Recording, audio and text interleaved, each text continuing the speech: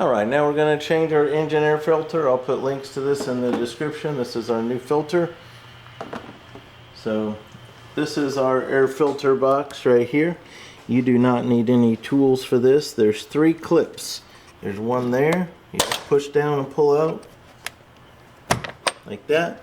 And then there's one back here. You'll see it right down here. So that's it. So now this air box is unclipped. So I'm gonna pull it up this way, and then I'm gonna pull it towards me this way, and then you'll see it releases. So I can reach in there and grab this old filter, pull it out. Now this is not symmetric, even though it looks like it is. We'll see the way these black plastic parts look on this end, and then on the back side they look a little different. You see how this is on this side but not on that side? So that's important. So when I grab my new one, I'm just going to look at it and say, okay, it needs to be like this. This is going to be the orientation of my new filter. So now, before I put that in, I just want to look, make sure that my box is clean. I see a little bit of a bug or something in there.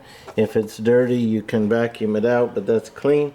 The reason I said to lift and pull toward me, if you can see back here, you see these little rectangle holes right there, and there's these protruding fingers that stick out on the back, and these have to go in there. So when you first try to lift the box up, it's still in there, so you have to kind of pull it towards you to get it freed up like we have it now.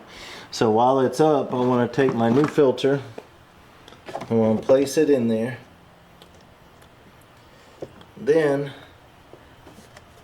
I want to put those fingers back in on my way down. So I'm going to get over here so I can see what I'm doing. See, I'm looking right here, and I want to make sure that they're in those holes. See, I saw them go in. So see, now that lines me up easily with these clips. So you can just kind of grab those. Might want some gloves on so you don't pinch yourself.